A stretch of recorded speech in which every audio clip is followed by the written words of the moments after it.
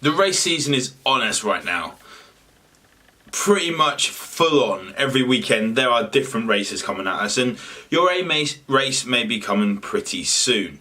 So what can you do in order to fuel for that efficiently? If it's your first one, if it's your third one, if it's your 30th one, how can you improve? There are 3 things that athletes get wrong a lot of the time. Number 1, they run out of fuel. Number 2, they get GI distress, gastrointestinal distress. And the third one, especially in the summertime heat, dehydration is pretty big. So, how can you fuel and really make sure you're not hit by these? First one is getting on board your carbohydrates. So, if you are low carb, high fat throughout for a long period of time, you may not be able to take on carbohydrates effectively during the race. So that gun is shooting yourself in the foot. So we don't want to be doing that all the time. There will be times for training fasted, training low, training high and all this sort of thing, but we don't want to be doing that because come race day, those enzymes that are used for upregulating carbohydrate use are very much down-regulated, and that fat is not going to fuel you if you want to run fast. So carbohydrates during the race, around 60 grams per hour. You can get up to 90 grams if you have glucose and fructose, but let's just start on the 60 grams per hour. So get that in there. That's like a bar and a drink. You can get it in gels, you can get it in Just Drink, you can get it in a mixture of all 3, but just have a look on the back of your products and get around 60 grams per hour. Obviously everyone is going to be slightly different. Some people want more, some people want less. But this is what the studies are showing your body is going to digest. The next one, GI distress. In fact, now I'm going to go with hydration first because that's one massive thing which is going to affect your GI distress as well. So, hydration doesn't start on race day. Make sure the few days before race you are hydrated. You're getting plenty of water in. You're acclimatized if you are going to a hotter place. So get that water in. Get water in the morning, don't overdrink. Make sure that you drink to be hydrated before the race. So as I say, getting that hydration in throughout. Now don't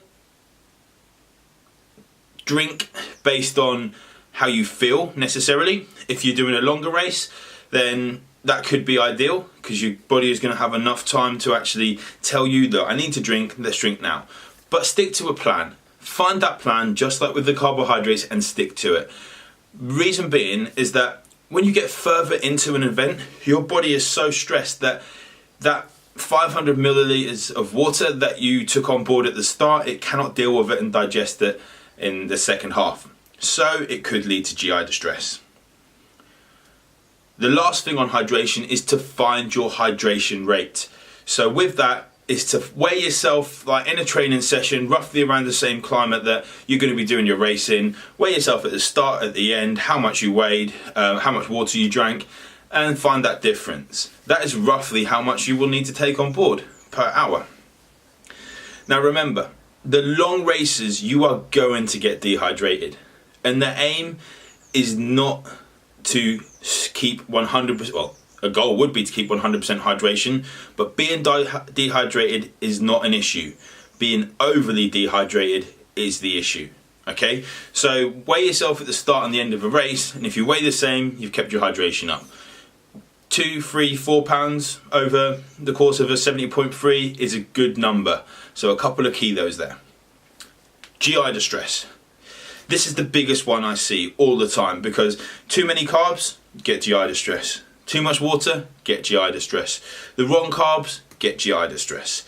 What can you do? Well, the first off is to stick to a plan unless you can't. So what we mean there is don't get so stressed out and so anal that, shit, I've just dropped a bottle. I can't have that now. You look at the aid stations, oh my God, they haven't got my brand there. And you can't stick to your plan. Don't get stressed out. Look at what the next best option is and have it. Don't underfuel, but also don't eat too much. Don't just eat and eat and eat because you're burning these calories, because your body is not going to digest them efficiently. Stuff will be in the stomach, and that stuff will slosh about, water, carbohydrates and everything, causing GI distress. Don't try something new on race day. Don't go in there and think, oh my God, this guru's just told me this, it's an hour before a race, I'm going to try it. Because chances are, 9 times out of 10, that won't work with all the added stress. If you try it on race day, then it may backfire. Try it in training, you will know, and you will not waste your 400 odd pounds Ironman entry fee for the sake of trying what could work. And practice with caffeine. So some people are not going to actually be much of a responder when it comes to caffeine, may just be a placebo effect. Try it. Don't have absolutely shitloads of caffeine and then have a GI distress issue, but try it. Practice. Try, over and over again. Sounds confusing, doesn't it? So if you are confused, jump on a call with me. I'll let you have a call for free, and we can go through just 15 minutes of my time, see what we can do for you. No obligations, and let's see what we can do.